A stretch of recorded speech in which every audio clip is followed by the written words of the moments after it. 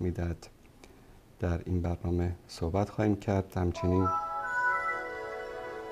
تماس های شما عزیزان را خواهیم گرفت و دلگفته ها و سوالات یا شبهاتی رو که در مورد مسائل مختلف دارید انشالله در این برنامه از شما میشنویم و در صورت امکان پاسخ خواهیم داد.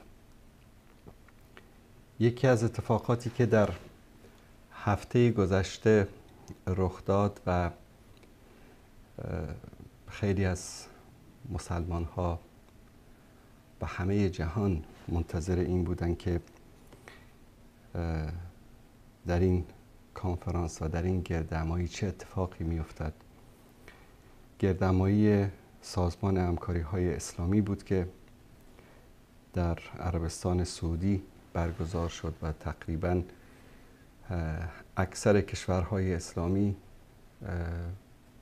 در سطح رهبران آن در این کنفرانس شرکت کردند و دوستان عزیز عنوان رو گذاشتن که در این کنفرانس آمدند و نشستند و گفتند و برخاستند. اما به نظر من این کنفرانس بیشتر به یک تئاتر، به یک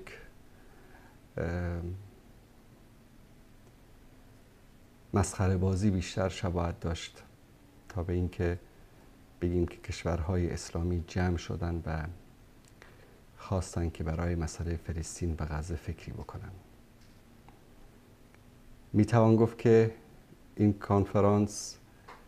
کنفرانس سران خس و خاشاک بود که جمع شدن در اینجا، اونم بعد از یک ماه، بیشتر از یک ماه از قتل عام مردم مظلوم فلسطین می‌گذرد و تازه سران کشورهای اسلامی به فکر این افتادن که باید یک کنفرانسی تشکیل بدن و در اونجا جمع بشن و در مورد قضیه فلسطین و غزه صحبت بکنن. در حال این کنفرانس برگزار می شود که بسیاری از کسایی که در این کنفرانس شرکت کرده بودند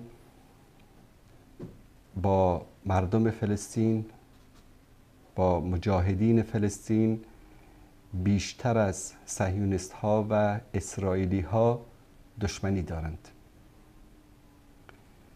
کسانی در این کنفرانس شرکت کردند که خودشان دستهایشان تا آرنج به خون مردم بیگناه کشور خودشان که وضعیتی بدتر از مردم غزه و فلسطین را داشتند آغشته است.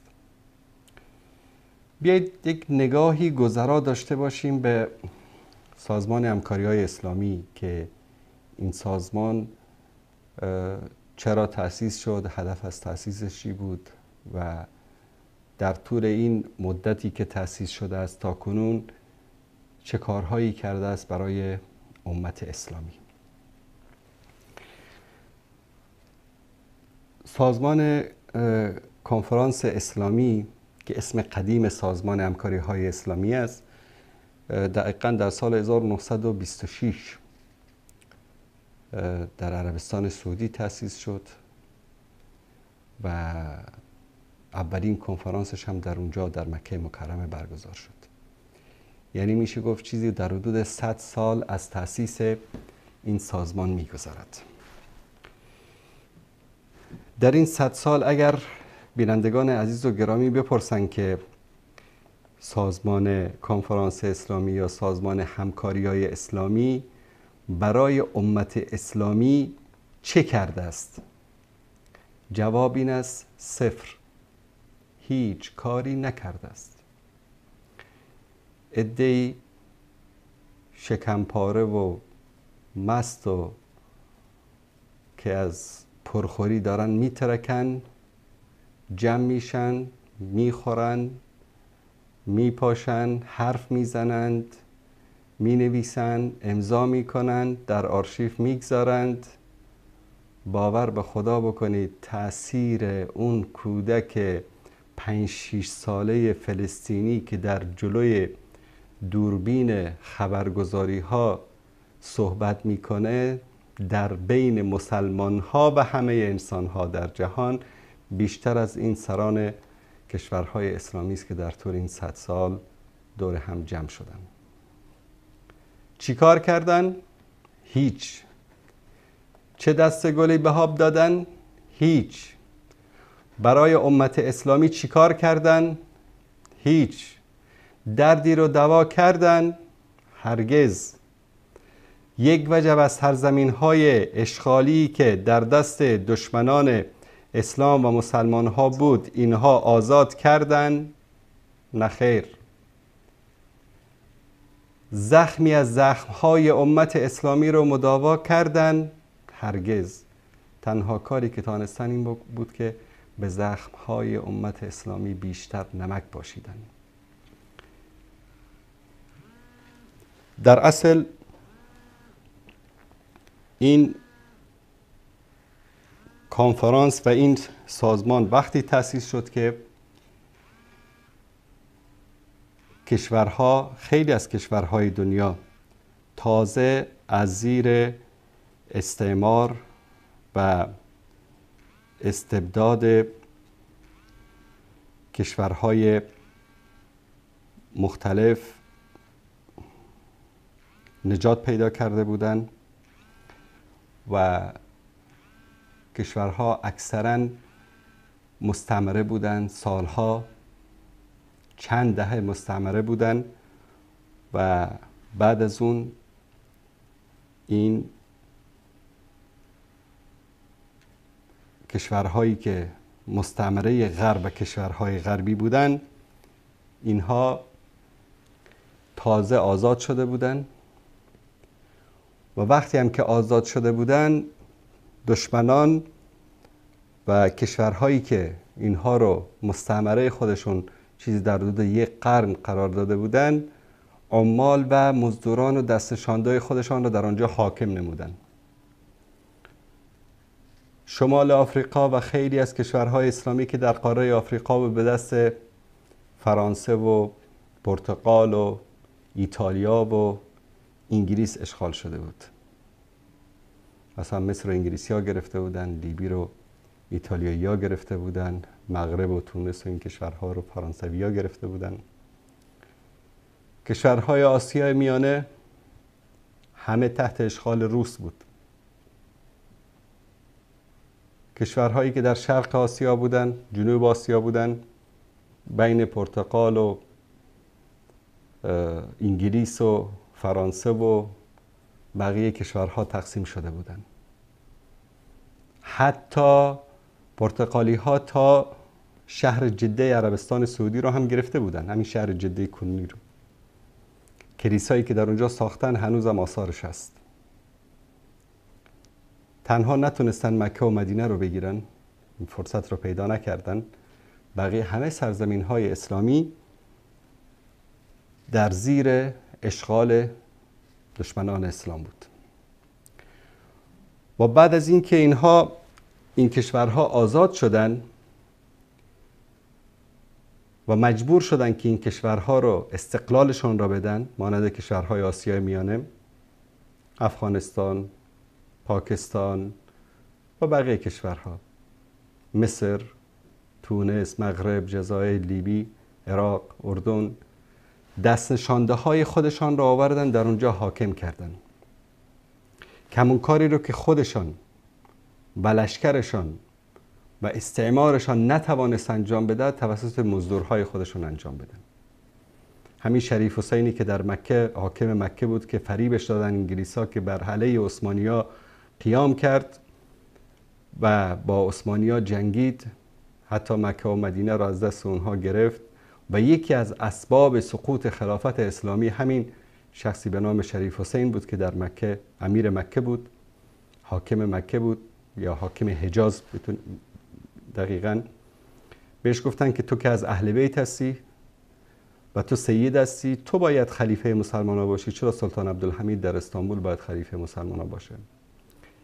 خلاصه این رو فریب دادن و بعد از اون بهش گفتن که تو رو ما خلیفه مسلمین میکنیم، همه کشورهای اسلامی رو به تو میسپاریم.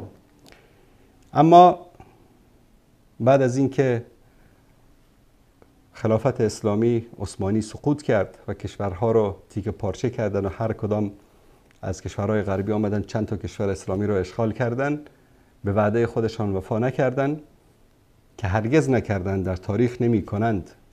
احمق کسی است که به وعده آمریکا و اسرائیل و کشورهای غربی فریب میخورد.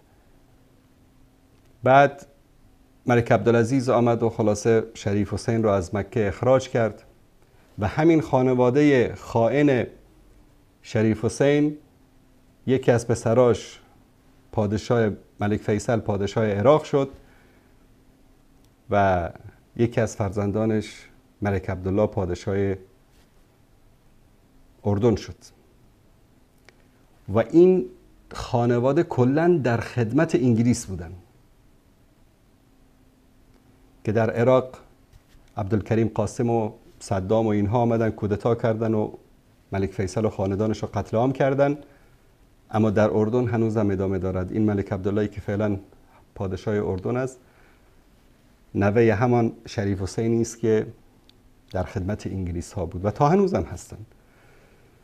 جالب است بدانید که در همین جنگ 20 ساله آمریکا در افغانستان، استخبارات همین کشور اردن بود که کارها، خدمات استخباراتی رو که در افغانستان انجام میدادن برای غربی ها و برای آمریکا، استخبارات اینها انجام میدادن. این حکایت این کشورهایی است که امروز اکثر اینها اعضای سازمان همکاری اسلامی هستند. پس شما از عده‌ای مزدور که جد در جد در خدمت کفار بودن، خاصتا در ماحول فلسطین، و این برنامه ای از پیشتر شده یهود و نصارا بود که در اطراف فلسطین به خاطر پروژه ساختن کشوری به نام اسرائیل باید کشورهای اسلامی توسط مزدورانی اداره شود که در حقیقت در خدمت کفار و غربی ها هستند و این کارو کردن. الان اینها جمع شدن، بعضیاشون هم که حالا اگر اختیار داشته باشن و استقلال داشته باشن و درد داشته باشن و احساس داشته باشن، جرأتشو ندارن. یا از نگاه اقتصادی مزدورن، یا از نگاه دیپلماتیک مزدورن، یا از نگاه سیاسی مزدورن، یا از نگاه نظامی مزدورن. خلاصه به شکلی از اشکال مزدورن. کم پیدا میشه کشوری که بتونه حرف خودش رو بتونه ترس بزنه و از هیچ کس هم ابایی نداشته باشه. و این بدبختی است که متاسفانه دیروز یک از دوستان میپرسید که چرا؟ خب واضح هست حدود 70-80 سال همه این کشورها مستعمره بودن. در طول مدتی که این کشورها مستعمره بودن، از هر گونه تعلیم، تکنولوژی، پیشرفت، ترقی، علوم جلوگیری کردن. نمونه برای شما بگیم، مثلا تاجیکستان در مدت 70-80 سالی که اتحاد جماهیر شوروی بر تاجیکستان حکومت میکرد، آیا گذاشتن در تاجیکستان مردم تعلیم خوب داشته باشن؟ نه. اقتصاد خوب داشته باشن؟ نه. فناوری و تکنولوژی جدید داشته باشن؟ نه. فرهنگ و تمدنشون رو حفظ بکنن؟ نه. هیچ چیز رو نگذاشتن. و بعد از اونم که رفتن، یک خبیث نوکر خودشان را گذاشتن که همون کاری رو که اتحاد جماهیر شوروی نکرد، این آدم بر سر ملت تاجیکستان آورد. امروز جوانهایی که در تاجیکستان باید علم، معرفت، تکنولوژی، فناوری رو یاد بگیرن، سبب پیشرفت و تقدم این کشور بشن، میرن در روسیه در خدمت روس ها هستن. جوانهای یک ملت، قوه کار یک ملت، آینده یک ملت امروز در روسیه در خدمت ارتدوکس های روس جان میدن. مرده و زندهش اهمیتی ندارد و در داخل کشورم هر طوری که اینها هستن فسق و فجور و فساد میکنن و هر ظلمی که بخوان بر سر مردم انجام میدن، کسی صداش هم بلند کرده نمیتونه. 60-70-80 سال استعمار، بعد از اونم نوکرای استعمار. شما از این کشورهای اسلامی چه توقعی دارید که اینو چیکار میخوان بکنن؟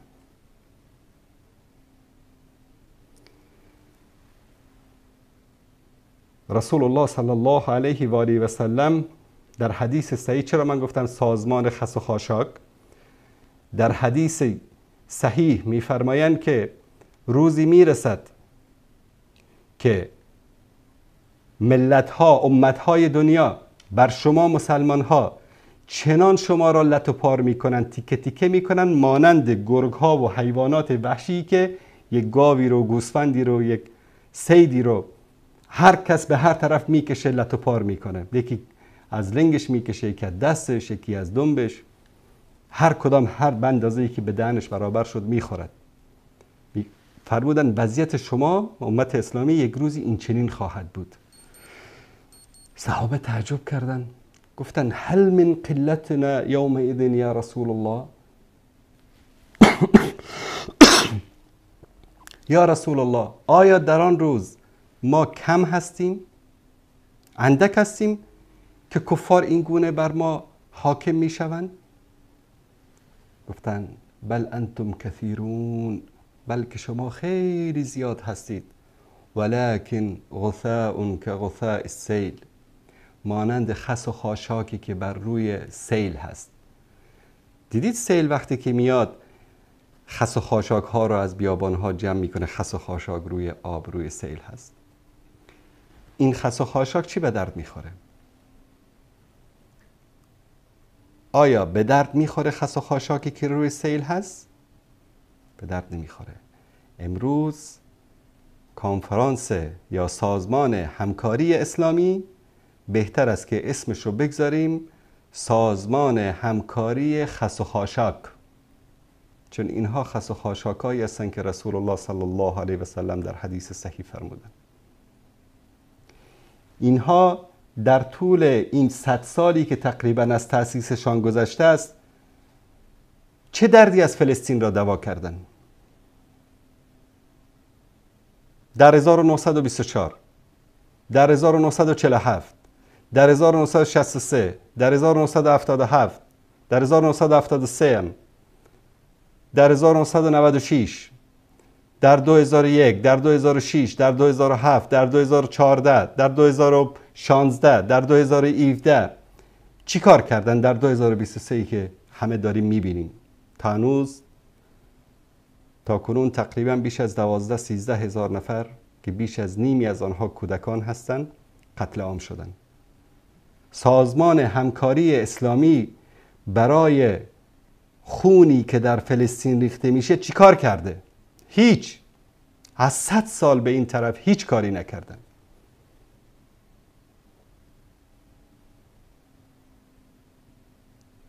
به زنانی که به عزت و شرف و عفتشان در فلسطین تجاوز شده توسط صهیونیست‌ها چی کار کردن؟ هیچ. یک مشت بی غیرتی که هیچی نکردن. هیچ. در افغانستان روس‌ها آمدن بیش از 2 میلیون مردم افغانستان رو قتل عام کردن. آمریکا در 20 سال اومد حدود 1 میلیون کشته و زخمی در افغانستان به جای گذاشت. روستاهایی، ولسوالیایی رو کاملا نابود کرد. هیچ کس از اونجا زنده نمانده است. به بهانه طالبان عروسی‌های مردم رو بمباران کردن، 300-400 نفر رو یک جا، عروس و داماد و قوم و خویش و همه رو کشتن. آخرش هم یک جنرال ایدزده کثیف آمریکایی بلند شد گفت که ساری ما اشتباه کرده بودیم، به ما راپور غلط داده بودن. سازمان کنفرانس اسلامی یا سازمان همکاری اسلامی چیکار کرد؟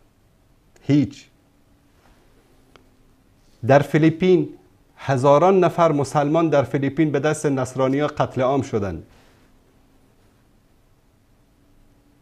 هزاران زن مسلمان مورد تجاوز قرار گرفت. خانه‌هایشان زنده سوختاندن تا اینکه جبهه حرکت اسلامی مورو قیام کردند و به زور حقشان را گرفتن. سازمان همکاری اسلامی چیکار کرد؟ هیچ. کشمیر، هزاران نفر مسلمان کشمیری از زمان جدایی هند و پاکستان تا کنون در کشمیر زیر سلطه هند و در کشمیر پاکستان کمتر قتل عام شدن، سوزانده شدن. سازمان همکاری اسلامی چیکار کرده؟ هیچ. هزاران نفر مسلمان در هند در مناسبت‌های مختلف توسط هندوها قطعه شدن، توسط ساتور قطعه کردن، سوزاندن، مساجدشون رو خراب کردن. سازمان کنفرانس اسلامی چیکار کرده؟ هیچ. ایران و عراق 8 سال با هم جنگیدن. نصف همین کنفرانس اسلامی و همکاری اسلامی طرف عراق بود، نصفش طرف ایران بود. 2 میلیون انسان کشته شد. اینها چیکار کردن؟ هیچ. عراق را آمریکا به خاک و خون کشید. از برای خدا تصور کنید آمریکا آمد گفت که در عراق سلاح‌های کشتار جمعی است. 1 میلیون طفل عراقی در محاصره اقتصادی کشته شدن، فوت کردن. و در طول چیزی در حدود 25-30 سال از شروع درگیری ها بین ناتو و آمریکا و عراق تا امروز شاید چیزی در حدود 2 میلیون عراقی به اشکال مختلف کشته شدن. سازمان همکاری های اسلامی چیکار کرده؟ هیچ. روسیه بلند میشه، از روسیه بلند میشه میاد در دریای سفید کشتی‌های خودشو میاره، در بندرهای سوریه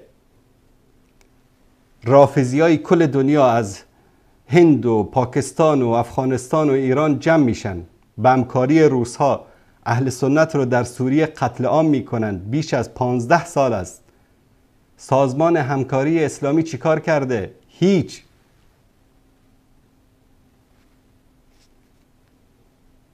قرآن کریم رو در زندانها، در توالت‌هاش انداختن، سوزاندن در شهرهای مختلف اروپایی. سازمان همکاری اسلامی چیکار کرده؟ هیچ. رسول الله صلی الله علیه و آله و سلم رو کاریکاتورش کشیدن، توهین کردن، 1001 رسم‌های گوناگون از ایشان فیلم درست کردن، تئاتر درست کردن و پخش کردن. و این کشورهای بی غیرت اسلامی چیکار کردن؟ کنفرانس همکاری اسلامی هیچ.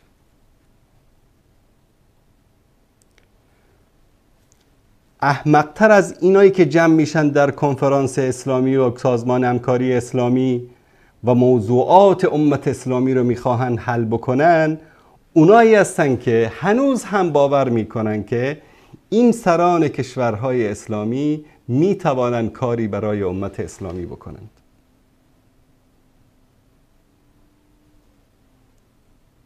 واقعا حماقت است که ما فکر بکنیم که اینها میتوانند برای امت اسلامی کاری بکنند.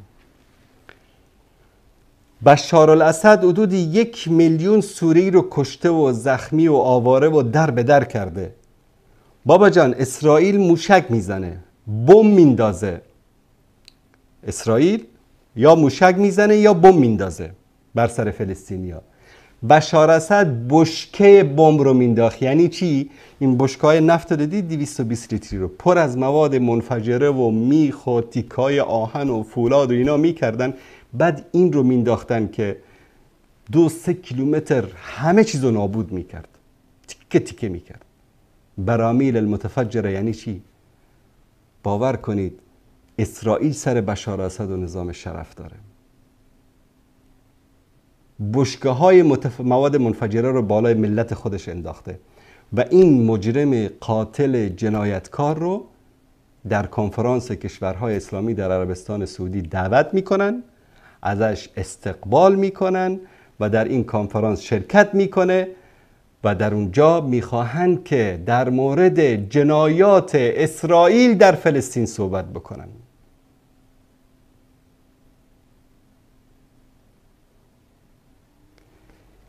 رئیس جمهور ایران رو دعوت میکنن که ملت خودش رو قتل عام کرده، شیعه و سنی رو به نامهای مختلف. صدها و هزاران نفر اهل سنت رو اعدام کردن، کشتن. همین چند روز پیش یک جوان اهل سنت رو فقط به خاطر عقیدش، به خاطر توحیدش اعدام کردن بعد از 14 سال. این رو دعوت میکنن اونجا که میخوان در مورد جنایات اسرائیل در فلسطین صحبت بکنن. رحمانوف رو دعوت میکنن، بهش وقت میدن که صحبت بکنه. کسی که 8-9 میلیون تاجیک رو در به در کرده. بلایی رو که امروز سر جوانان تاجیک رحمانوف آورده، نتانیاهو بالای جوانان فلسطین نیاورده. این میاد در کنفرانس همکاری‌های اسلامی در اونجا صحبت میکنه. شما از کی توقع دارید؟ امروز صبح خواهری پیام داده بود که این سران کشورهای اسلامی کاری از اینها ساخته نیست. هنوزم یعنی انسانهایی پیدا میشن که فکر میکنن که از اینها برای امت اسلامی کاری ساخته است؟ 1 روز، 2 روز، 1 ماه، 1 سال، 1 دهه، 20 سال، نیم قرن، 1 قرن گذشته از این سران بی غیرت کشورهای اسلامی هیچ کاری ساخته نیست. چه کردن برای امت اسلامی اینها؟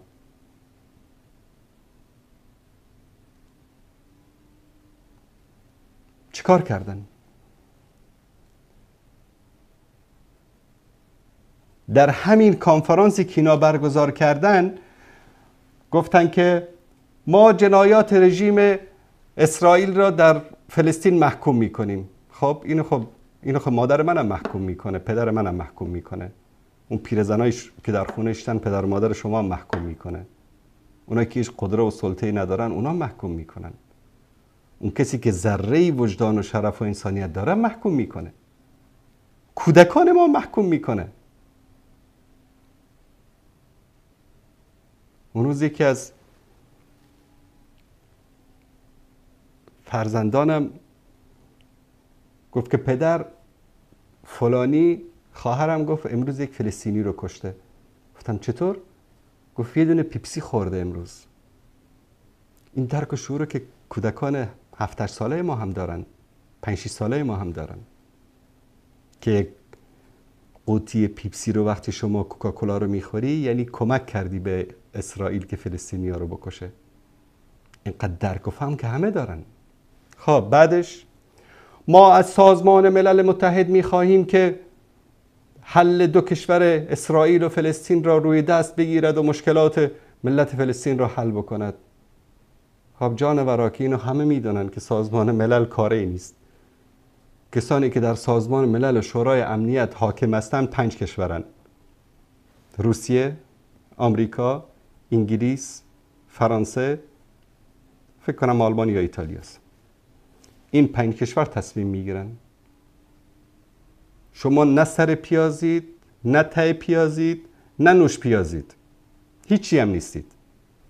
اونها تصمیم میگیرن برای شما.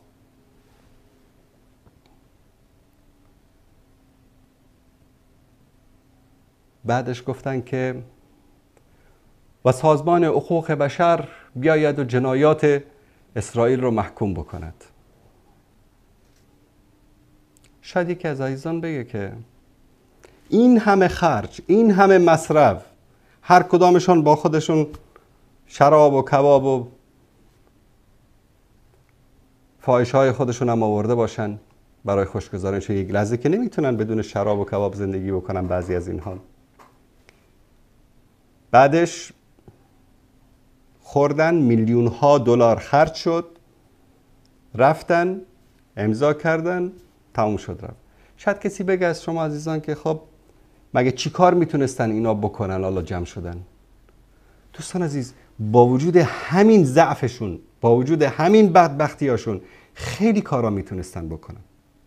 1، میتونستن اکثر این کشورهای عربی و اسلامی که روابط دیپلماتیک دارن با اسرائیل میتونستن در این کنفرانس به اتفاق آرا تصویب بکنن که از همین کنفرانس که برگشتن سفرای اسرائیل را اخراج کنن، سفارتخانه اسرائیل رو ببندن. تونس، مغرب، بحرین، امارات الی آخری، مصر، اردن جرأت همین کارم نداشتن. کشورهایی که امروز نفت دارن و نفتشون رو دارن به شرکت‌های آمریکایی که در حقیقت شرکت‌های اسرائیلی و آمریکایی هستن میفروشن، که از همون نفت ها است که امروز تانک ها و هواپیماهای اسرائیل مسلمانان را در غزه بمباران میکنه، میتونستن که نفت رو قطع کنن. از سر از امروز در این کنفرانس تصمیم گرفتیم که یک قطره نفتم به غرب نمیفروشیم، مانند کاری که ملک فیصل رحمت الله علیه کرده بود در جنگ اکتبر 1973. ملک فیصل پادشاه عربستان وقتی که نفت رو قطع کرد، حتی اومد رئیس جمهور آمریکا یا وزیر خارجه آمریکا میگن مستقیم از فرودگاه بردش تو خیمه، گفت ببین ما ملتی هستیم توی این خیمه زندگی کردیم، شیر شتر با خرما خوردیم، هیچی هم نشده ما رو، نه به نفتتون نه به ماشینتون نه به هواپیماتون، به هیچتون نیاز نداریم. سر از امروز نفت نیست، وگرنه اسرائیل تا صحرای سینا رو گرفته بود، نصف مصر رو گرفته بود.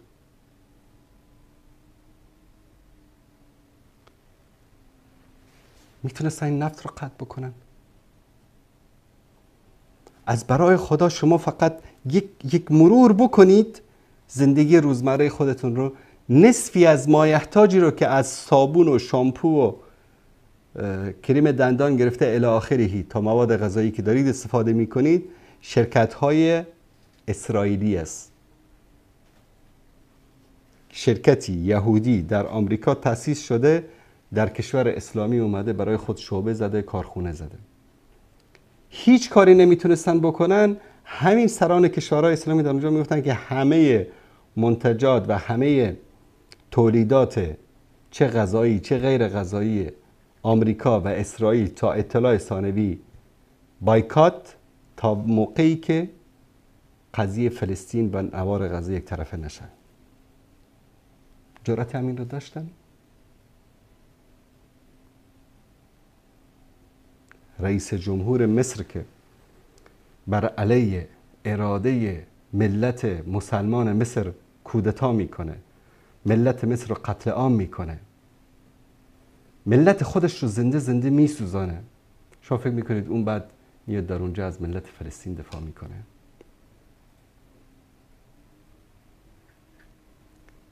اینا همین جرأت رو هم نداشتن. این کوچکترین کارهایی بود که میتونستن بکنن. همین اختیار رو هم ندارن، وگرنه خیلی کار میتونن انجام بدن. بابا جان، کشور اردن هیچ کاری نکنه، جلوی ملت اردن رو نگیره، جلوی ملت اردن رو نگیره. باور کنید ملت اردن با دست خالی فلسطین رو فتح میکنن. باور کنید با دست خالی. شاید بعضیا بگن بابا این چه حرفیه شما دارید میزنید، مگه میشه در مقابل این هواپیماها و توپ و تانک اسرائیل با دست خالی؟ بابا جان، ملت افغانستان اتحاد جماهیر شوروی رو با دست خالی شکست دادن. این رهبرایی که امروز لاف و پف و پتاق میزنن که ما جهاد کردیم و ما زدیم و کشتیم و بردیم و خوردیم، قبل از این که اینا رو کسی بشناسه، کسان پیرمردانی که صدای من رو میشنون و این برنامه رو میبینن به یاد دارن که مردم تخار با دست خالی، قبل از این که حزب بیاد، قبل از این که مسعودی باشه، قبل از این که حکمتیاری باشه، قبل از این که ربانی باشه، مردم تخار با دست خالی قیام کردن و مرکز ولایت تخار طالقان رو گرفتن. مردم کنر با دست خالی قیام کردن. مردم هرات در 24 احود با دست خالی قیام کردن. 24,000 نفر شهید دادن. و همه ولایت های افغانستان ببینید قبل از این که این رهبرها و این تنظیم‌ها بیان و عملاً شروع بکنن، مردم قیام کردن، مراکز ولایت ها رو فتح کردن. من یک پیرمردی بود، گفتم چطور امکان داره؟ گفت مردم با بیل، کلنگ، چاقو، تبر، هر چی که داشتن میگه ریختن. سربازای روسی و کمونیستی مانده بودن که چی کار بکنن. مثلا در هرات زدن کشتن، 24,000 نفر کشته شد، اما ملت که وای نستاد. یعنی در مقابل توپ و تانک ملت چنان قیام کرد که توپ و تانکشان از کار افتاد، نتونستن کاری بکنن. اگر امروز ارتش اردن جلوی مردم اردن رو نگیره، باور کنید با دست خالی فلسطین رو فقط اردنیا فتح میکنن، نیاز به بقیه کشورها هم نیست. آیا 50 چند کشور اسلامی جمع شدن نمیتوانستن تصویب بکنن که گذرگاه رفح بین مصر و نوار غزه که تنها گذرگاه یا تنها متنفس خارجی غزه با بیرون از غزه است رو باز بکنن؟ بابا جان تو نیرو داری، لشکر داری، ارتش داری. گذرگاه رفح بین غزه و بین مصر است، اسرائیلی در اونجا وجود ندارد، بیا بازش کن. اما میدونید چی است؟ همین سیسی و همین کنفرانس هم که اکثر این کشورها حماسی‌ها براشون از اسرائیلی ها بدترن، مجاهدین فلسطین رو از اسرائیلی ها بدتر میدانن. در اکثر این کشورها، مثلا در خلیج، در خیلی کشورها حماس یک گروه تروریستی است. زندانی کردنش، کشتنش، محاکمه کردنش قانون است. پس از اونها چه توقع دارید که اونها میان برای ملت فلسطین و برای مردم نوار غزه کاری میکنن؟ از این بدبخت ها و از این خائنین به امت اسلامی هیچ کاری ساخته نیست. اکثر اینا نوکران استعمار هستن که استعمار بعد از خودش اینها رو گذاشت تا که آن اهدافی را که توسط لشکرشون، توسط تیر و تفنگشون نتونستن برآورده بکنن، مزدورانشان از ما هستن، مثل ما سخن میگوین، هم جنس ما هستن، هم رنگ ما هستن، هم نژاد ما هستن، اما نوکر و مزدورن و اونها اهداف دشمنان رو برآورده میکنند. چه توقعی دارید از اونها؟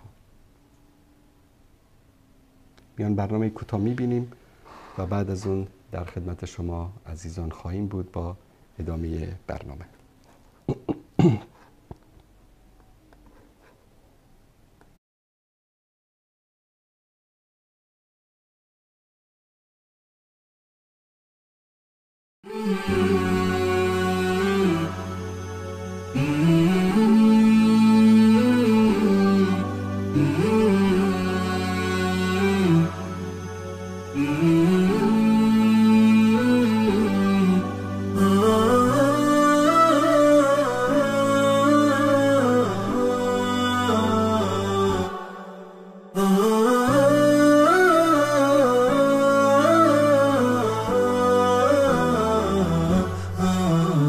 نداء الحق صوت قد شجاني وبلغني الحقيقة والأماني وكان لي السبيل إلى المعالي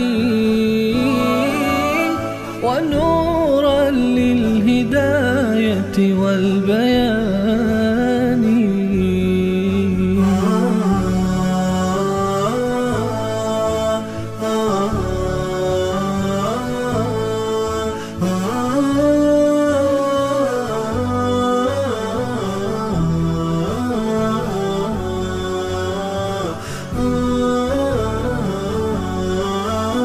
يزيح عن القلوب دجى هواها.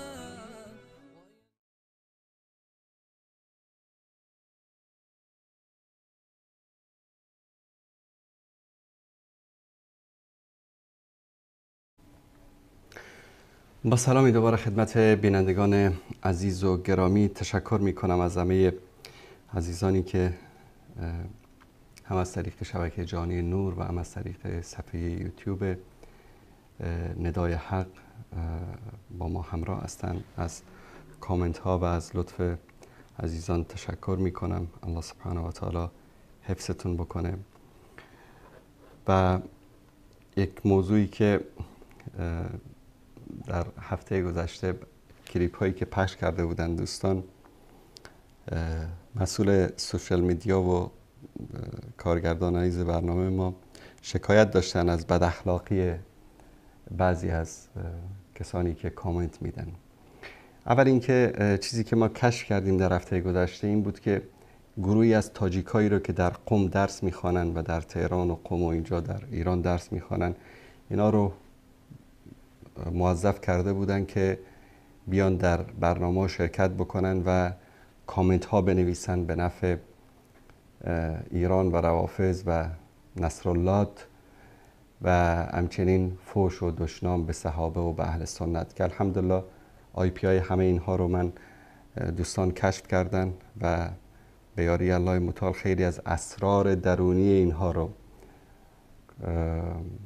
داکومنت ها و وثائقی که از کامپیوتراشون به دست آوردیم رو انشاءالله سر فرصت نشر خواهیم کرد، عکس هاشون رو، فیلم هاشون رو. و فکر کردن که اونجا در ایران نشستن و کامنت می نویسن و توهین می کنن به اهل سنت و به صحابه و فرزندان ابوبکر و عمر و عایشه و عثمان و علی نشستن و به اونها توجهی نمی کنن.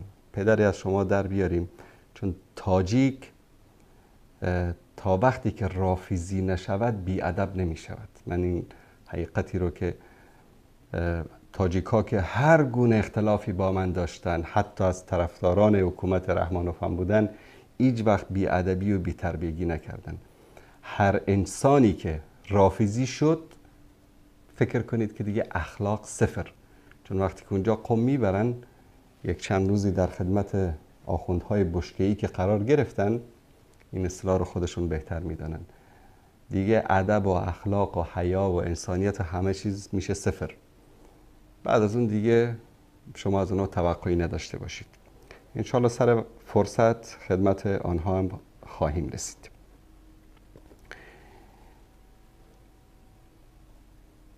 میگویند که دو گروه از مردم اگر اصلاح شدند امت اسلامی اصلاح می شود، اگر فاسد شدند امت اسلامی فاسد می شود. حاکمان و علما. حاکم اگر فاسد شد ملت فاسد می شود، عالم اگر فاسد شد ملت فاسد می شود. حاکم و عالم اگر اصلاح شوند جامعه و امت و ملت اصلاح می شوند.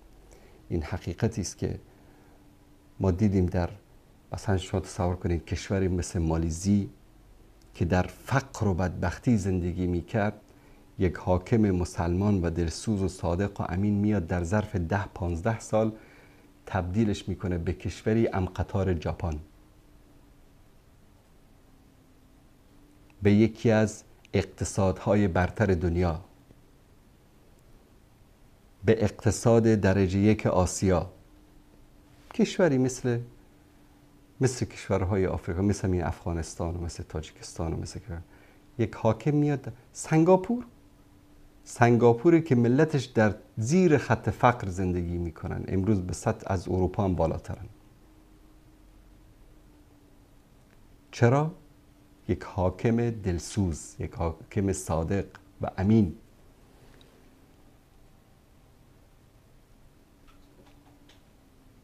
رسول الله صلی الله علیه و سلم در حدیث صحیح در بخاری میفرمایند که اگر کسی که حاکم مسلمان ها قرار میگیرد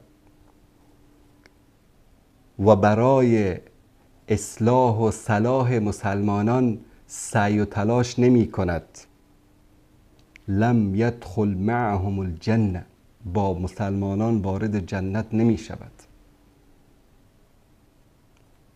حاکمی که اصلاح نمی آورد در بین مسلمان ها، برای فلاح و رستگاری آنها، برای پیشرفت ترقی آنها کوشش و تلاش نمی کند، با مسلمانان وارد جنت نمی شود.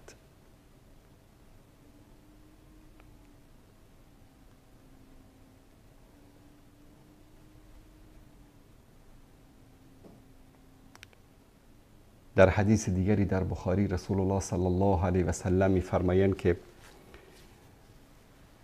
بنده ای رو که الله سبحانه و تعالی او را حاکم مسلمانان قرار می‌دهد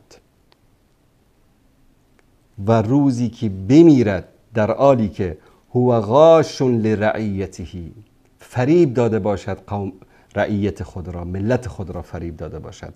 حرم الله علیه الجنه، الله سبحانه و تعالی جنت را بر او حرام می کند. چه بسیارند امروز حاکمان فریبکار مسلمان که ملت‌های خود را فریب می‌دهند.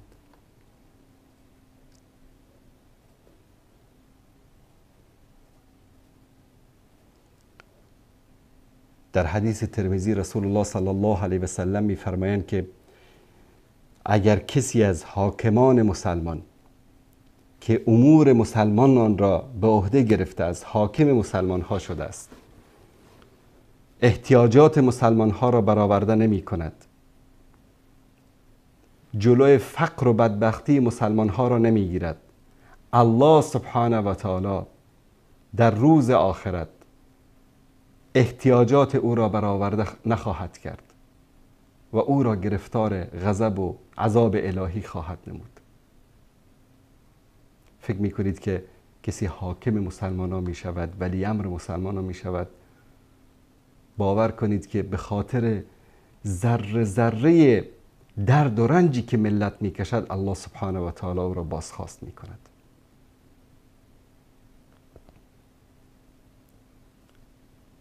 در حدیث دیگری که باز در بخاری و همچنین در طبرانی روایت شده است، رسول الله صلی الله علیه و سلم می‌فرمایند که اگر الله متعال حاکمی را بر مسلمان ها حاکم می کند و او نصیحت مسلمان ها را نمی شنود و مسلمانان را اصلاح نمی کند، لم یجد رائحة الجنه، بوی جنت هم به مشام او نمی رسد.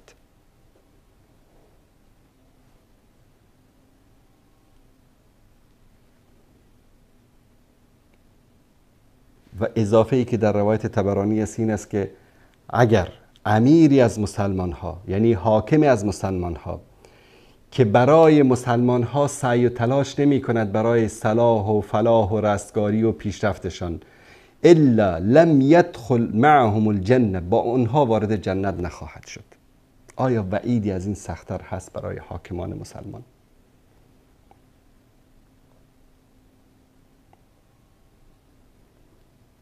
در حدیث دیگری که باز در بخاری روایت می شود، رسول الله صلی الله علیه و سلم می فرمایند که اگر حاکمی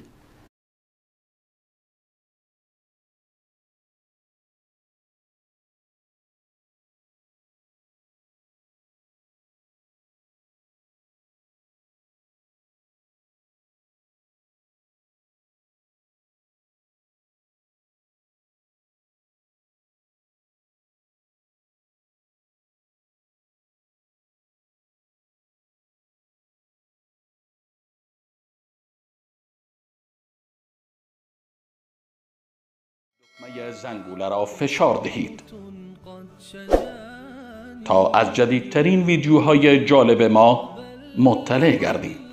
فراموش نکنید که با عضویت در کانال ندای حق و نشر و اشتراک گذاری ویدیوهای ما شما هم در مسیر دعوت با ما همکار می گردید.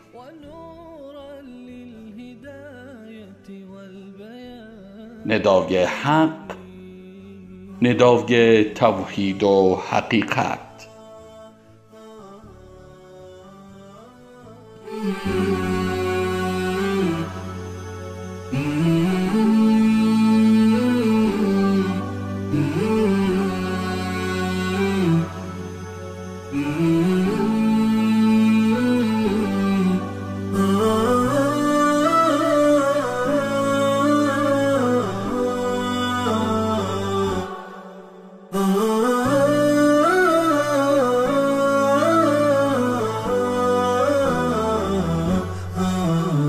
نداء الحق صوت قد شجاني وبلغني الحقيقة والأماني وكان لي السبيل إلى المعالي ونورا للهداية والبيان.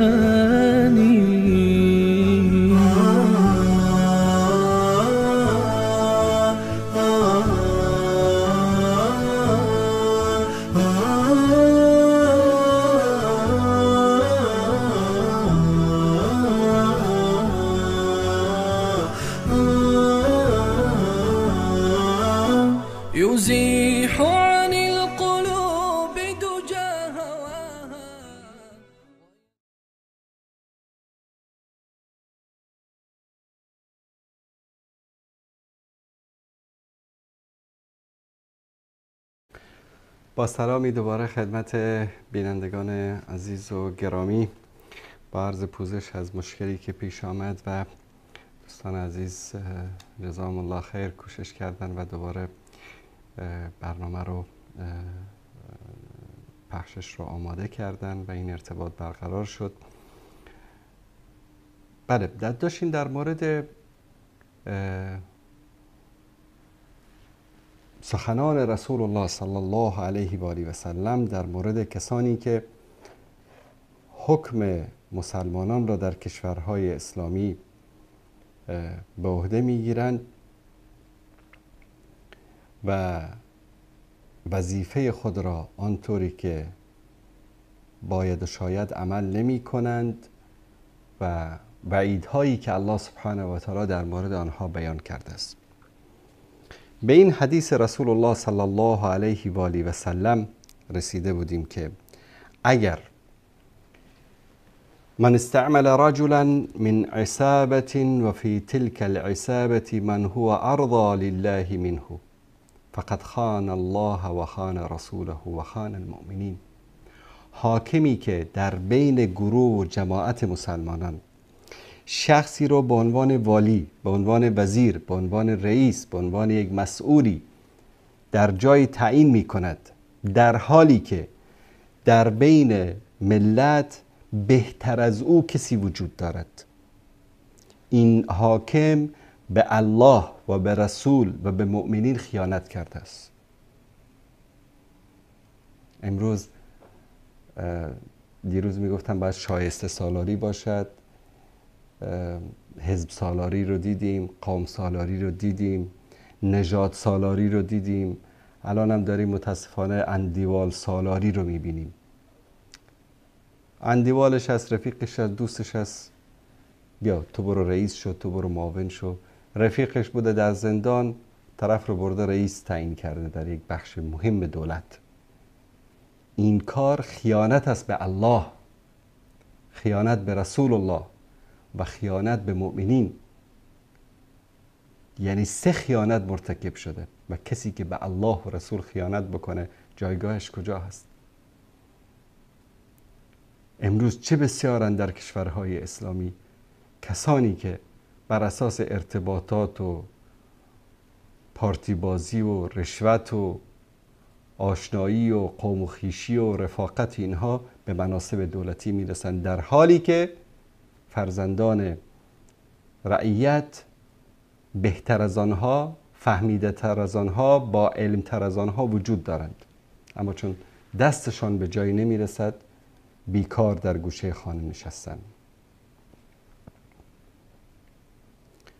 در حدیث دیگری رسول الله صلی الله علیه و سلم می‌فرمایند که کسی که حاکم مسلمانان می‌گردد و کسی را به خاطر دوستی و رفاقت، به خاطر اندیوالی به منصبی در حکومت می‌گمارد، رئیسش می‌سازد، والی می‌سازد، مدیر می‌سازد، محرر و مأمور می‌سازد، هر وظیفه‌ای که بر اساس محبت و دوستی و رفاقت شخصی، فعلیه لعنت الله، لعنت الله بر او هست. من نمیگم، رسول الله صلی الله علیه و سلم میفرمایند لا یقبل الله منه صرفا ولا عدلا حتی یدخله جهنم. از او هیچ به اصطلاح واسطه و هیچ چیزی رو از او قبول نمیکنه، هیچ شفاعتی قبول نمیشه در حق او تا اینکه با کله وارد جهنم شود. حاکم مسلمانی که بر اساس رفاقت و دوستی و اندیوالی کسی را به وظیفه به او میسپارد و فرزند شایسته امت اسلامی یا ملت باید در به در و خاک به سر در وطن یا خارج از وطن بگردد. یک نفری که شایستگی را ندارد، تو بر اساس رفاقت و دوستی او را در وظیفه میگماری. الله از زبان رسول الله صلی الله علیه و سلم برای ما بیان میکند که فعلیه لعنت الله، لعنت الله بر این گونه حاکم و بر این گونه مسئول خواهد بود. هیچ گونه شفاعت و واسطه‌ای در حق او قبول نمی شود. تا اینکه الله او را با کله وارد جهنم بکند. پس این قضیه خیلی مهمی است که حکام مسلمان ها امروز به جای اینکه در پی حل مشکلات امت اسلامی باشند، به جای اینکه در پی اقامه عدل و مساوات و برابری در بین امت اسلامی باشند، در فکر کرسی و منصب و قوم و خیش و جمع کردن درهم و دینار دنیا هستند. حدیث معروفی است که ابوذر وقتی که آمد گفت یا رسول الله، ابوذر بود، رسول الله صلی الله علیه وسلم دوستش داشتن، حتی در موردش میفرمایند که خدا رحمت بکند کسی که به تنهایی ایمان آورد، به تنهایی زندگی میکند، به تنهایی میمیرد و به تنهایی برانگیخته میشود. همین ابوذر متقی پرهیزگار خدمت رسول الله صلی الله علیه وسلم میآید که یا رسول الله من هم یک مسئولیت بده، میخوام خدمت بکنم. فرمودن یا ابوذر انک ضعیف یا انک امرؤ ضعیف، تو ضعیف هستی، و انها امانه، و این امانت است، و انها یوم القیامت خزی و ندامه، و روز قیامت پشیمانی و ندامت است، رسوایی است. الا من اخذها بحقها و عد الذي علیه فیها، الا کسی که حق این حکومت و امارت را ادا بکند و حق را به اقدارش برساند، امانت را به صاحب امانت برساند، عدل و مساوات در جامعه برقرار بکند. در کجاست امروز این عدل و مساواتی که جامعه اسلامی، حتی جامعه بشری نیاز به آن دارد؟ الله سبحانه و تعالی می‌فرماید که ان الله یأمرکم ان تؤدوا الامانات الی اهلها، الله متعال شما را امر می‌کند که امانت را به اهلش بسپارید. اندیوال سالاری و قوم سالاری و خیش سالاری و زبان سالاری و نژاد سالاری نباشد، شایسته سالاری باشد. امانت را به حقدارش برسانید. و اذا حکمتم بین الناس ان تحکموا بالعدل، وقتی حکومت میکنید با عدل حکومت بکنید.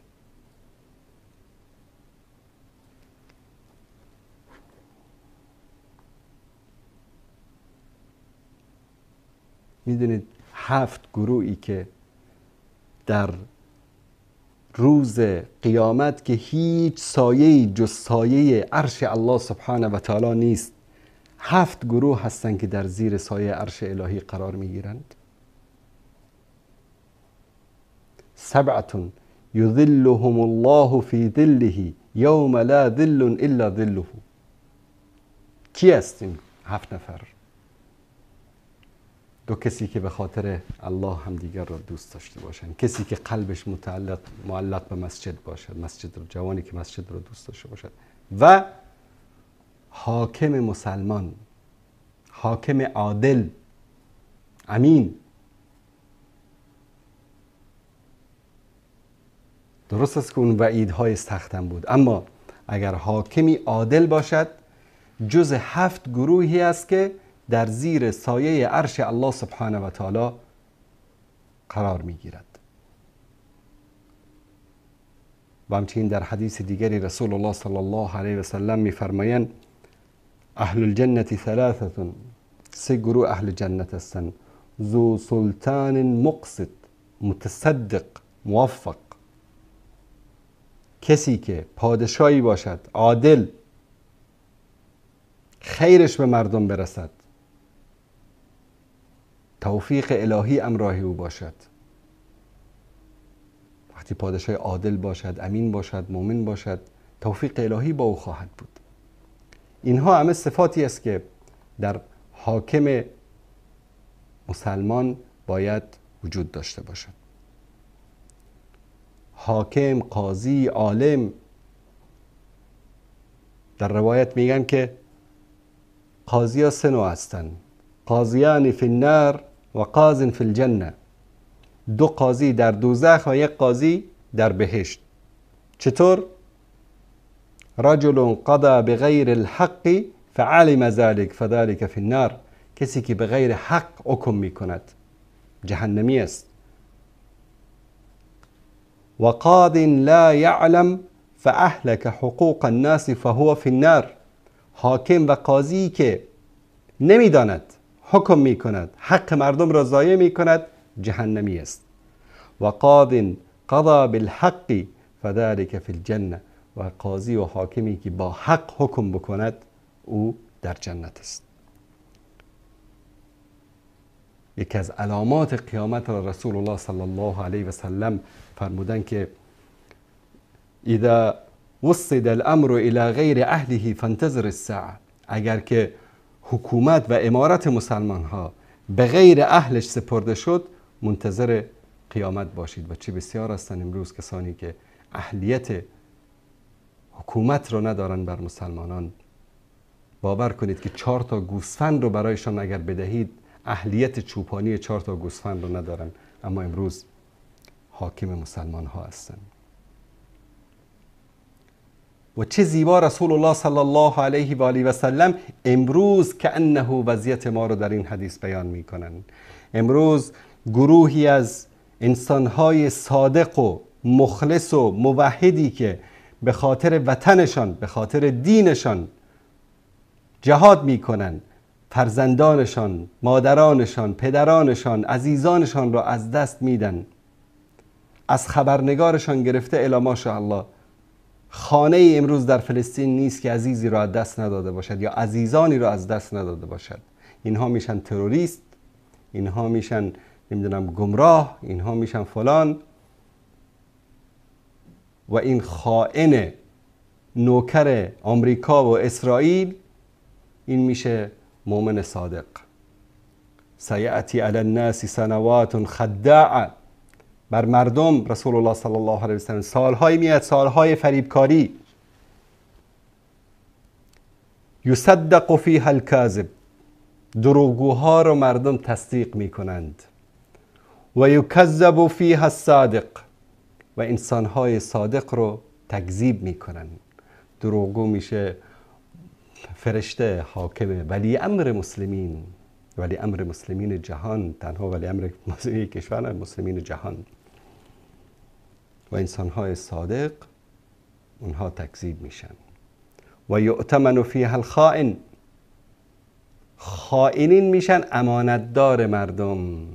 حکومت، امارت امانت است. رسول الله صلی الله علیه و سلم اینها امانه فرمودند، امانت است. به کی داده می شود؟ به یک خائن. خائن به الله، خائن به رسول الله، خائن به مؤمنین، خائن به وطن، به او امانت سپرده میشه. و یخون فی الامین. و انسانهای صادق و امین خیانتکار جلوه داده میشن. مرسی رو کشتن، گفتن که چرا خیانت ملی کرده است. خیانت ملی چی بود؟ التخابر مع حرکت الحماس. با حرکت حماس ارتباط داشته، حتما نشست و برخاستی داشته، تلفنی صحبت کرده. این خیانت حساب شد در وقتی که محاکمش میکردن. این از جمله تهمتاش همین بود که خیانت ملی کرده. چی بود خیانت ملی؟ با حماس ارتباط داشته. و خائنی که با کل فاساق و فجار و کفار و زنادقه عالم ارتباط داره، میشه صاحب الفخامه، صاحب السعاده، رئیس الجمهوریه، جناب بالا مقام، بالا حضرت رئیس جمهور میشن.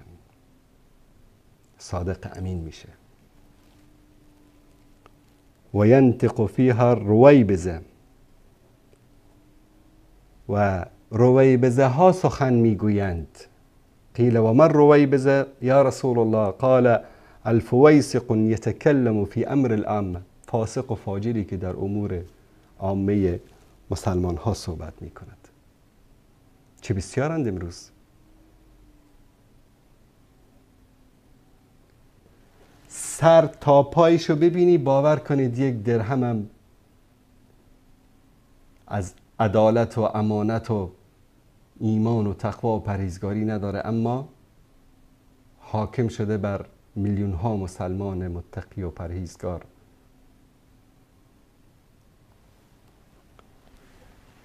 یا در روایت دیگه میگه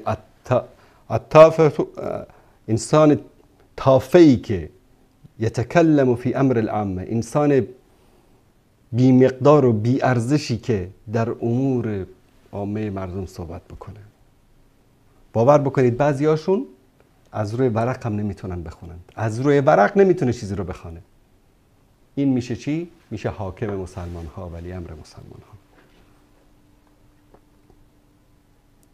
رسول الله صلی الله علیه و سلم میفرماید که و من لم یحکم، از آیه قرآن است که وحی بر رسول الله صلی الله علیه و سلم نازل شده، سوره مائده آیه 44، و من لم یحکم بما انزل الله فاولئک هم الکافرون. در مائده 45 میفرماید و من لم یحکم بما انزل الله فاولئک هم الظالمون. و در 47 میفرماید که و من لم یحکم بما انزل الله فاولئک هم الفاسقون. کسی که حکم به ما انزل الله نمی کند، ایمان به قرآن و سنت ندارد، یا دساتیر الله و رسول رو کارآمد این زمانه نمیداند، این انسان کافر است، فاسق است، ظالم است. الله متعال میفرماید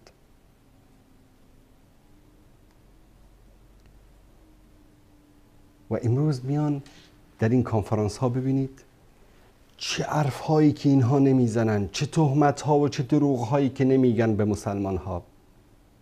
چیزایی رو میگن که حتی خودشان هم بهش ایمان ندارن. و رسول الله صلی الله علیه وسلم در روایتی که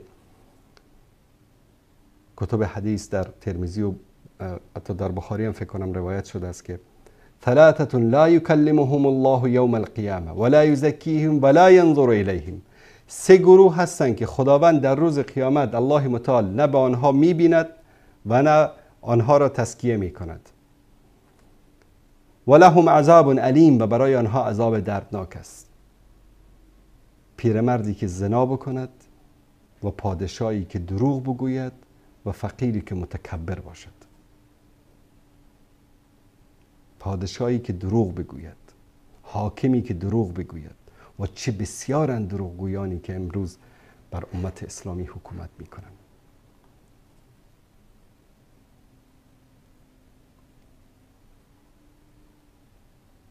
امام حسن بصری رحمت الله علیه نامه می نویسه به خلیفه راشد عمر بن عبدالعزیز، خلیفه عادل. من بعضی از قسمت های اینو برای شما ایزان انتخاب کردم. علما باید این گونه باشن، نصیحت بکنن حکام رو. میگه بدان ای امیرالمومنین که حاکم عادل اساس و پایه زندگی همه مسلمان ها است، که هر ظالمی رو به راه راست مستقیم می کند و هر فاسدی را اصلاح می نماید و در پیش ضعیف حاکم مسلمان قوی است که حق او را بگیرد و به او ظلم نشود و ظالم رو آنگونه که باید و شاید مجازات بکند و حق مظلومین را از او بگیرد. میگه که ای امیر المومنین، حاکم مسلمان مانند چوپانی مهربان است که گله گوسفندان خود را از هلاکت و از نابودی و از گرگ‌های گرسنه و از پرتگاه‌ها و از تهلکه ها حفظ می کند، مثل یک چوپان مهربان. میگد ای امیر المومنان، حاکم مسلمان باید مثل یک پدر مهربان باشد که از خردسالی تا بزرگسالی در کنار فرزندانش می ایستد، آنها را کمک می کند، آنها را نصیحت می کند و پشت و پناه آنها می باشد در زندگی. ای امیر مومنان، حاکم مسلمان باید مانند یک مادر دلسوز باشد که فرزندش را از جان و دل و از خودش بیشتر دوست داشته باشد، او را تحمل بکند، سختی ها و مشقت های او را، به خاطر او شب زنده‌داری بکند. حاکم مسلمان به خاطر امت اسلامی و شب زنده‌داری بکند، با آرامش امت اسلامی آرام بگیرد و با بیتابی و مشکلات امت اسلامی بیتاب شود. کجاست این امام عادل، این حاکم عادل؟ میگد ای امیر مومنان، حاکم مسلمان باید با رعیت خود چنان رفتار بکند که یک انسان مسلمان نیکوکار با یتیم برخورد میکند. کسی رو ببینید یتیم از پدر مادر، چقدر دلتون میسوزه، چقدر میخواید او رو با محبت و شفقت و حنان با او برخورد بکنید. حاکم مسلمان باید این گونه باشد. میگوید ای امیر مومنان، حاکم مسلمان مانند قلب است، اگر فاسد شد همه بدن یعنی همه امت فاسد می شود، اگر صالح شد همه بدن صالح می شود، از امراض و از ناراحتی ها به دور می شود. اگر حاکم مانند قلب است که اگر فاسد شد امت رو فاسد می کند، اگر صالح شد همه امت اصلاح می شود. این نصیحت هایی بود که امام حسن بصری به کی میکنه؟ به عمر ابن عبدالعزیز، به خلیفه راشد و عادل. دوستان عزیز و گرامی، به خاطر مشکلاتی که در برنامه پیش آمد در این برنامه نمیتوانیم تماسهای شما عزیزان رو بگیریم. دوستان عزیز اگر بشه 10 دقیقه تماسها رو بگیریم، یا دوستان اشاره میکنم میتونیم 10 دقیقه پیام های شما عزیزان رو داشته باشیم. دوستان در رابطه با موضوع برنامه اگر صحبتی دارن، شماره تلفن برنامه رو عزیزان زیرنویس میکنن، میتوانید که تماس بگیرید و در مورد موضوع برنامه صحبت بکنید و دوستان سعی بکنن که در مورد موضوع برنامه امشب اگر صحبتی دارن بیان بکنن. من تشکر میکنم از همه عزیزانی که تا این لحظه بیننده برنامه ما بودن و عذرخواهی میکنم از مشکلی که پیش آمد و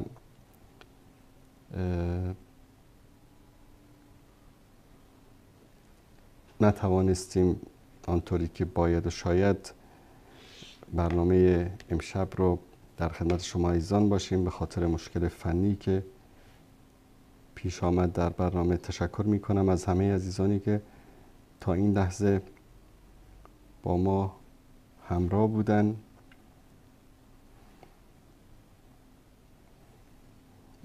برای سلام علیکم بیننده گرامی، بفرمایید. سلام علیکم استاد ارجمند، خسته نباشید. سلامت باشید، بفرمایید برادر عزیز. استاد در مورد این ایرانیان خارج نشین که خودشان را بنده اسرائیل کردن و فقط طرفداری یک طرفه، یعنی یک طرفه فقط از اسرائیل طرفداری میکنن، اما وقتی که صحبت آن ایرانی بودن میکنن صحبت از فردوسی و حافظ سعدی میکنن و این حافظ سعدی، مولانا، زکریا، اینا همه اهل سنت بودن. از دین اینها نمیگویند که اینها خداوند به اینها و خدا در قرآن وعده داده که اگر راه خدا را برویم به ما علم میدهد. این آیه‌ای که قرآن گفته است و اینها از این که صاف و صادق بودند و سعی کردن که اهل سنت باشند، نه اهل ریا و تزویر، نه اهل رافضیگری و فحاشی به صحابه. اینا چون اهل سنت بودند، خداوند در دلهای اینا، در مغزهای اینا علم شعر و شاعری انداخته است و عالم بودند، دانشمند بودند، مثل زکریاها و ابو علی سینا و اینها از دین اینها صحبتی نمی کنند. این شبکه‌های اهل سنت هم از دین این افراد صحبت نمی کنند که شافعی بودند، مالکی بودند، در دوره خودشان چگونه بودند، مردم با اینها چگونه رفتار می کردند. اینها باعث می شود که طرفداران این آدم ها تشویق شوند که به اهل سنت برگردند و دین واقعی را کشف کنند. استاد، این آخوندها فقط دروغ میگویند. اینها از هر مرده‌ای برای گریه و زاری استفاده میکنند تا ازشان پول در بیاورند یا سیاست کثیفشان را جلو ببرند. این آخوندها تصاویر این کشته های فلسطینی را سر میدان های اصلی شهر نشان مردم میدهند که بگویند ما دلسوز این اهل سنت هستیم. بعد صد تا در سیستان و بلوچستان، در کردستان و جاهای دیگر میکشند و میخواهند همینجور که یمن را زمینگیر کردن، به ویرانه تبدیل کردن، همینجور سوریه، عراق و لبنان را بیچاره کردن، میخواهند سراغ فلسطین و اردن و عربستان بروند و اینها را ویرانه کنند و کمکی به یهود و آمریکا بکنند. مردم ایران بدانید که این آخوندها خودشان یهودیان مسلمان هستند، یعنی خودشان را به مسلمانان چسباندن اما یهودی هستند. اینها به اعتقاد ندارند، اینها به حسین و قبر حسین اعتقاد دارند. مواظب باشید قبله را گم نکنید، موحد شوید و به بالین اسلام برگردید، به آغوش اسلام برگردید که اسلام بسیار دین جذاب، زیبا و از همه لحاظ بسیار خوب است و امیدوارم که شما مردم ایران هم به اهل سنت برگردید و برادران ما شوید، همدیگر رو دعا کنیم، با هم مهربان باشیم و در کنار هم با صلح و صفا زندگی کنیم. و السلام علیکم. جزاکم الله خیر. تشکر از شما برادر عزیز. الله مطالب ستون بکنه. بیننده عزیز تاجیک، بله سلام علیکم، بفرمایید. السلام علیکم استاد انصاری. علیکم السلام و رحمت الله و برکاته. استاد انصاری، بسیاری سخنهای من نسبت شما تعریف و توصیف هست، لیکن استاد انصاری در برابر همین گپ‌های شما یک سه جمله دارم، اگر وقت بدین بفرمایید. من بگویم. بفرمایید. استاد انصاری، 100% من با سخنهای شما راضیم. استاد انصاری، یکی همین پوچه های ما اینه، مثلا استاد انصاری لباس های مکتبی که ما باید خواهرامون و دخترامون بر مکتب روان کنیم و یا میگن که لباس مکتبیش استاد انصاری یعنی نمی کرتاهایی که مردم میپوشن هم خیلی کرتاهای دیگه. مسئله که استاد انصاری ما باید مادرامون یا که فرزندامون پاسپورت استال میبریم، باید پاسپورت را بگیریم، میگن رمال ممکن نیست. استاد انصاری در این برابر مقصد انایا را یک طرف کنه و خدمت اسلام را باشه، این مسئله در مقصد سخن کنه، این فکر میکنم کاری با منطق میشه. استاد انصاری درست. استاد انصاری خیلی هم صحبت میکنیم، با صحبت میکنیم انشاءالله درک ما دعا را فراموش نکنیم. زنده باشید، سلامت باشید، الله مطالب ستان کنه برادر عزیز. تشکر از شما. الله شما را نگهدار. میاد میگه که زنهاتان دختراتان باید این گونه لباس بپوشن. به تو چه؟ تو چه کار داری که زن مردم چطوری میخواد لباس بپوشه؟ فرعون در زمان موسی علیه السلام، فراعنه یعنی در طول تاریخ همینطور بودن. نمرود، فرعون، یک نمونهش همین در تاجیکستان. به تو چه که زن مردم چطور میخواد لباس بپوشه؟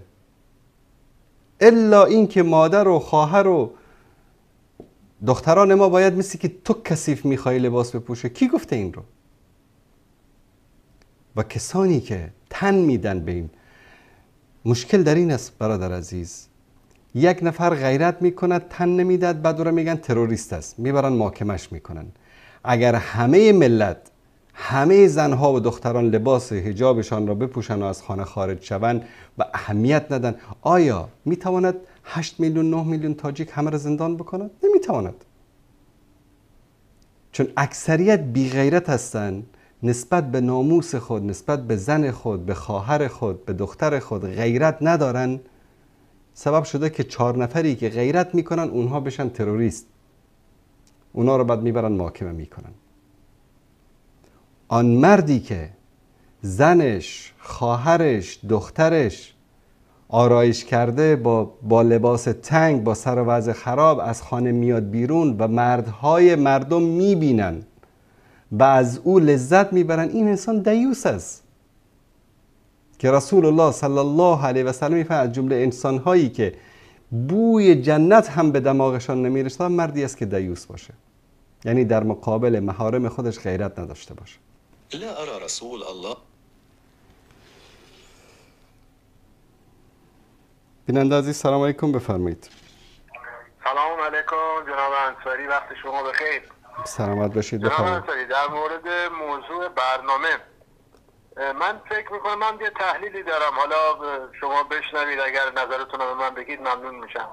من احساس میکنم دیگه دوره سلطه نفت گذشته، یعنی اینکه این کشورهای عربی نفت رو ببندن و کشورهای اروپایی بابت نفت بخوان به اینها التماسی بکنن، این دوره گذشته. چون روسیه هم فکر میکرد بابت گاز اروپا به التماس میفته ولی این اتفاق نیفتاد. تا الان من احساسی که دارم این هست که پروژه های بزرگی تو منطقه خاورمیانه داره اجرا میشه.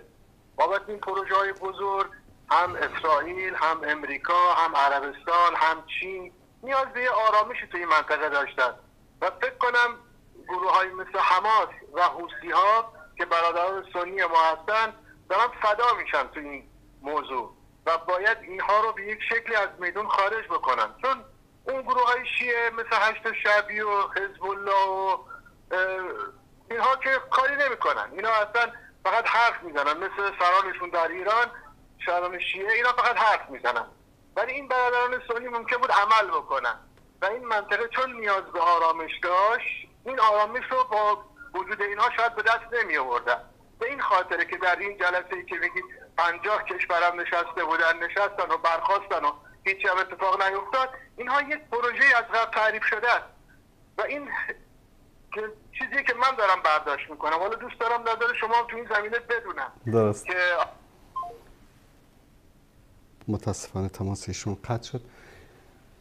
بله حرف شما درسته، اما ببینید الله سبحانه و تعالی یهود میخواد که با سیطره به این منطقه و با به دست آوردن منابع مالی و اقتصادی به یک آرامش در اسرائیلی که برای خودشون ساختن، کشور نامنهادی که درست کردن، در سرزمین هایی رو که اشغال کردن، برای خودشون یک آرامش و امنیتی رو با زور، با پول، با سیطره بر کشورهای اسلامی، با خریدن سران کشورهای اسلامی، با به دست گرفتن زمام اقتصاد و پول در دنیا به دست بیارن. اما یک چیزی است برادر، همه این تحلیلات یک طرف، حرف الله سبحانه و تعالی یک طرف.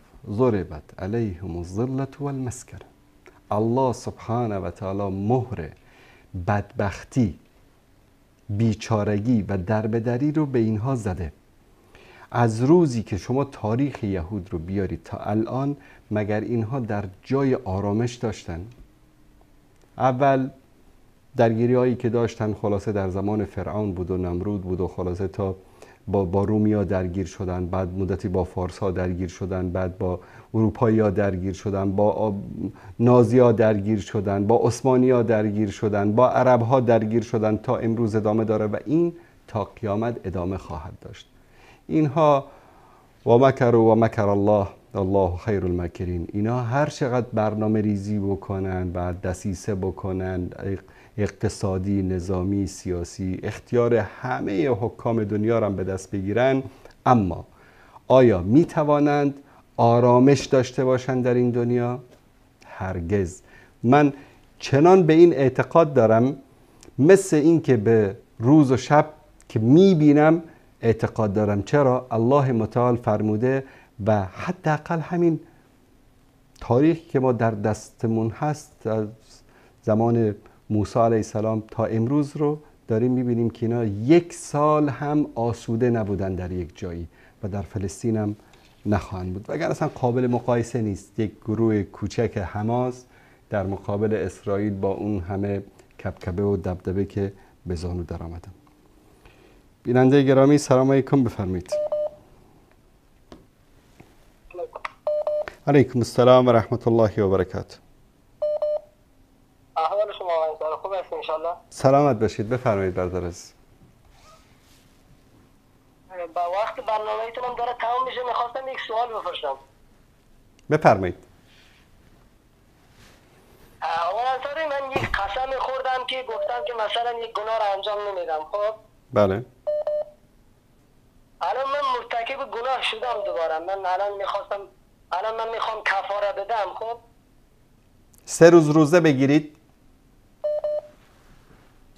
فقط 3 روز روزه بگیریم؟ بله 3 روز روزه بگیرید، مثل روزه‌ای که در ماه رمضان میگیرید. 3 روز روزه بگیرید و دیگه تکرار نکنید.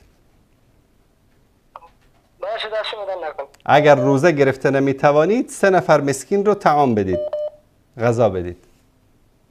باشه، دست شما در نکن. سلامت باشید. الله مطالبتون کنه.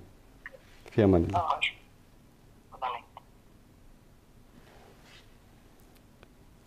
بینندگان عزیز گرامی، به پایان برنامه رسیدیم. تا فرصت دیگر و برنامه دیگر که باز هم با آن روی سکه در خدمت شما عزیزان خواهیم بود. همه تان را به پروردگار متعال میسپارم و صلی الله علی سیدنا و حبیبنا محمد و علی آله و صحبه اجمعین. و السلام علیکم و رحمت الله و برکاته.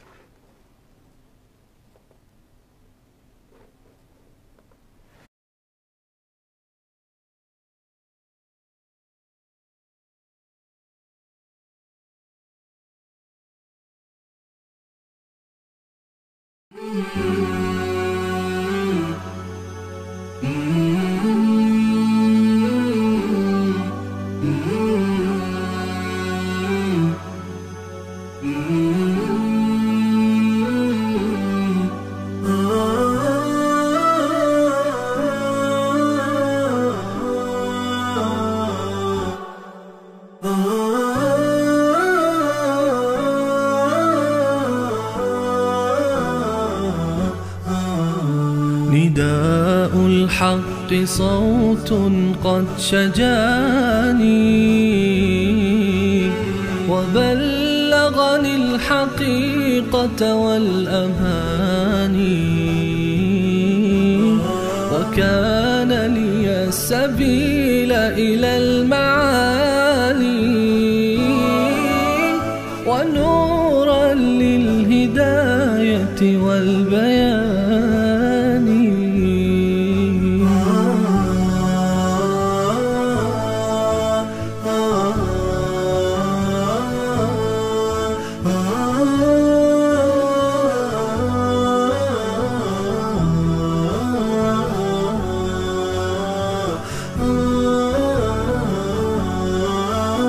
يزيح